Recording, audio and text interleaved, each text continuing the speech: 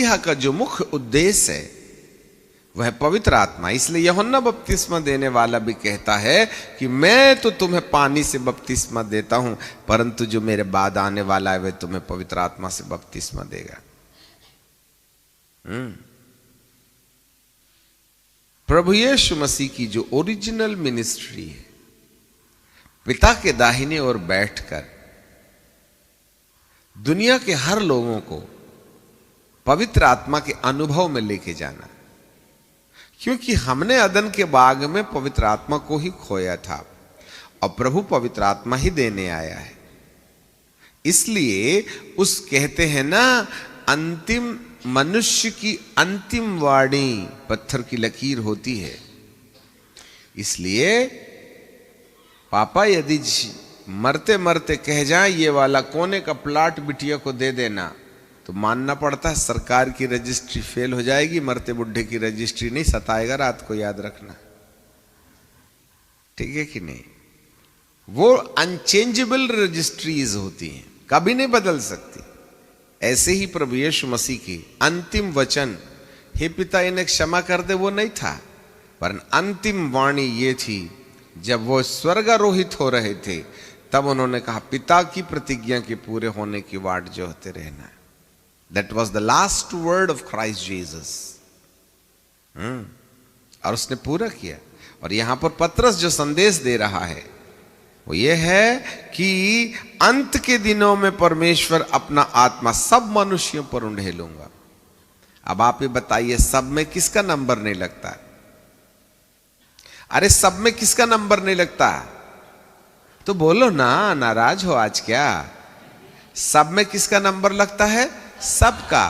तो आप हैं कि नहीं उसमें?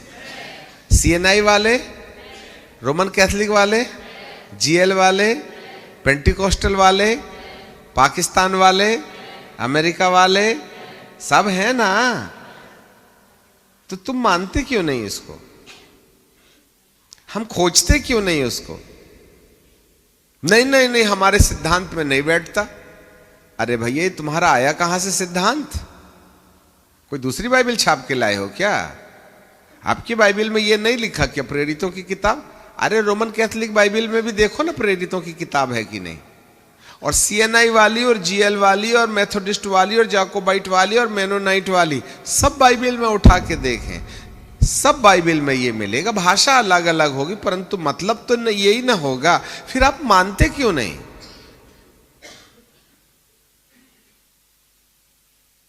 अब एक महाशय ने हमको ये लिख के दे दिया कि हमें फिर से समझाइए एंटी क्राइस्ट के बारे में। ये एंटी क्राइस्ट क्या होता है?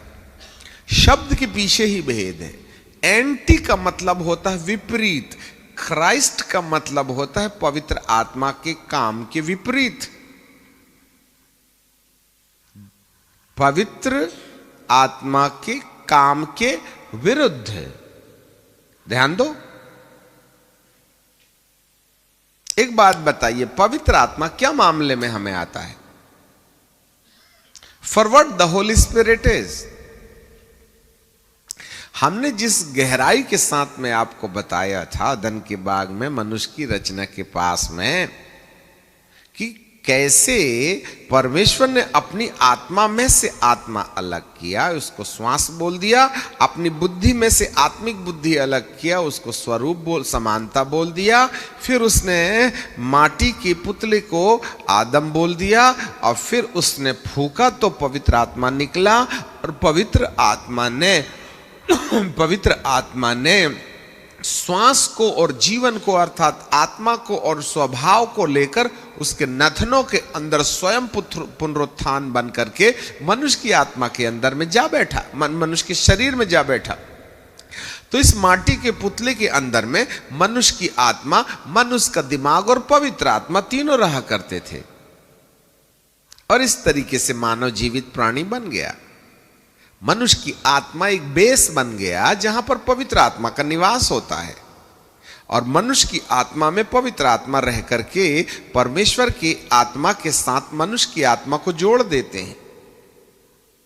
और जब मनुष्य की आत्मा में परमेश्वर की आत्मा रहती है तो पवित्र आत्मा उसकी बुद्धि पर अपना हाथ रख के कहते हैं, मेरे स्वभाव को मैं तेरे अंदर प्रकाशन के रूप में लेके आऊंगा, रेवलेशन।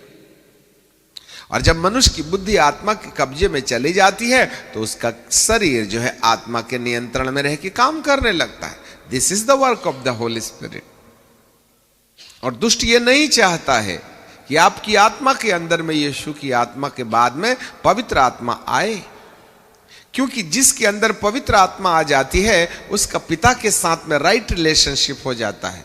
जिसके अंदर पवित्र आत्मा आ जाती है उसकी बुद्धि का नवीनीकरण होने लगता है और परमेश्वर का स्वभाव उसके अंदर में जन्म लेने लगता है। और जब उसके अंदर में मन में पवित्र आत्मा का स्वभाव पैदा होता है तो उसकी इंद्रियां जो है ना, आत्मा की स्वभाव को जो मन के रूपांतर के कारण उसके अंदर में आ गई है, उसके शरीर के अंदर में वे काम दिखाई देने लगते हैं।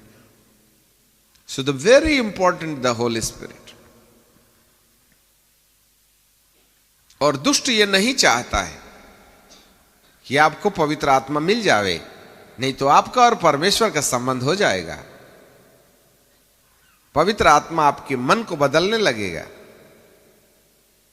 और पवित्र आत्मा आपकी इंद्रियों के अंदर परमेश्वर की आत्मा के हिसाब से काम काज प्रकट करना लगेगा। इसलिए जो बेस है कि पवित्र आत्मा नहीं आना चाहिए और पवित्र आत्मा आने का एक बेस है, आप धर्मी होना चाहिए और वो धर्मी नहीं होने देना चाहता। देखो, बाहर से दुष्ट आत्माएं हमारी समझ को हेर फेर में बदल देती हैं। इसलिए हम जब बपतिस्मा लेते हैं, यीशु को कहते हैं मेरे दिल के अंदर में आ जा, तो कहते हैं मेरे सारे पाप क्षमा कर दे। प्रभु एक भी नहीं करता,